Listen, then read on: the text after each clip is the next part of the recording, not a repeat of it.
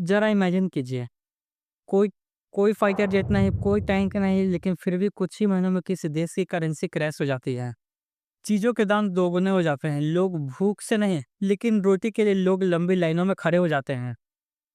ये असली जंग नहीं, ये है आधुनिक युग। आज के ज़माने में कोई भी देश डायरेक्ट हमला नहीं करते, वो सीधे हमला करते हैं इकोनॉमिक पावर के ज़रिए। ये कहानी है उन देशों की जो अपने से दूसरे देशों की इकोनॉमी तबाह कर देते, वो भी बिना एक गोली चलाए। पहले जंग दिखती थी, वर्ल्ड वॉर 1, वर्ल्ड वॉर 2, लेकिन आज आज कोई जंग दिखता ही नहीं। वो दिखता है बैंकिंग सिस्टम के अंदर, तेल के कारोबार में, टेक्नोलॉजी सप्लाई चेन्स में और ग्लोबल पेमेंट सिस्टम के अंदर। सबसे शक्तिशाली हथियार आज मिसाइल नहीं है, वो है फाइनेंशियल कंट्रोल, पैसे पर, पैसों के लेन-देन पर। आइए समझते हैं हम लोग सैंक्शंस को। सैंक्शंस होता क्या है और जब पावरफुल कंट्री इसे किसी दूसरे देश पर सैंक्शंस लगाते हैं, तो होता क्या है उसमें? वो किसी देश के पेमेंट सिस्टम को बंद कर देते हैं, वो किसी देश के फॉरेन रिज़र्व को फ्रीज़ कर देते हैं और कंपनीज़ को वहाँ व्यापार करने से रोक देते हैं। टेक्नोलॉजी एक्सपोर्ट पर भी रोक लगा देते हैं। चलिए किसी एक उदाहरण से समझते हैं। 2022 में रसिया यूक्रेन कॉन्फ्लिक्ट में रसिया पर भारी सैंक्शंस लगाए गए थे, जिसमें उसमें हुआ क्या, उनको स्विफ्ट सिस्टम से भी हटा दिया गया था। रिजल्ट, रूबल क्रैश हो गया, बड़े-बड़े कंपनीज़ देश छोड़कर रातों-रात चले गए।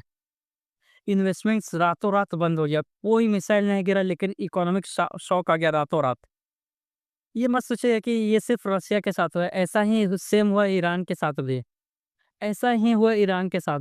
सालों का सैंक्शंस, करेंसी की तबाही, इन्फ्लेशन का समंदर। लेकिन सैंक्शन सिर्फ एक पॉलिटिकल स्टेटमेंट है, ये एक इकोनॉमिक मिसाइल बन चुका है आज। वेपनाइजिंग द डॉलर, यहाँ पर असली ताकत छुपी है। पूरी दुनिया का व्यापार डॉलर में होता है। पेमेंट, इंटरनेशनल पेमेंट करना हो डॉलर, इंटरनल फॉरेन रिजर्व रखना हो डॉलर, तेल खरीदना हो उसके लिए भी डॉलर। ये डॉलर अमेरिका को एक ऐसी ताकत देती है जो उसको कम्पीट करना मुश्किल ही नामुमकिन बन चुका है। अगर अमेरिका किसी देश का डॉलर एक्सेस बंद कर देता है, तो वो देश की इकोनॉमी लड़खड़ाने लगता है। तेल खरीदने में, फॉरेन रिजर्व रखने में और बैंकिंग सिस्टम चलाने में, अपना कर्ज चुकाने में और अपनी करेंसी को स्टेबल रखने में। चलिए इसे एक ऐसे तरीके से समझते हैं जैसे कि आपका पूरा पेमेंट सिस्टम एक ऐप पर चलता है, लेकिन क्या हो क्या अगर कोई आपका पेमेंट ऐप ब्लॉक कर दे, तब क्या होगा? अब आप पेमेंट कैसे करेंगे? यही है डॉलर का डोमिनेंस पूरी दुनिया में। आज बात करते हैं कर्ज की। बहुत सारे देश अपने देश के को डेवलप बनाने के लिए बहुत सारा कर्ज लेते हैं, बड़े पैमाने पे कर्ज लेते हैं। लेकिन जब चुकाने की बारी आती है, अगर उनके हिसाब से एक्सपेक्टेड विकास नहीं हुए और अगर वो फेल हो गए, तो वो एक कर्ज, एक ट्रैप पर लाता है।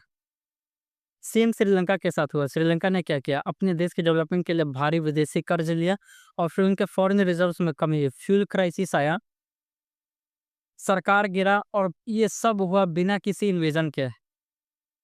कर्ज का इस्तेमाल अपने फायदे के लिए भी किया जा सकता है। कंट्रोल लो और उसकी पॉलिसी कंट्रोल करो। आज की इकोनॉमिक्स ग्लोबल सप्लाई पर डिपेंड करती है। Semiconductor chips, energy, rare minerals, food.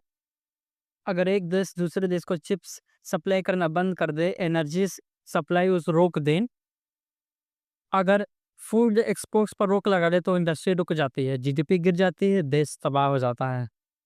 Currency attacks, दूसरा तरीका। करेंसी मैनिपुलेशन, स्पेक्युलेटिव अटैक्स और तेजी से पैसे निकाल देना, इंटरेस्ट धीरे धीरे, इंटरेस्ट का प्रेशर कम कर देना। अगर ये सब किसी इकोनॉमी में होता है, तो इन्वेस्टर्स का भरोसा उठ जाता है, वो उस देश को छोड़ के भागने लगते हैं।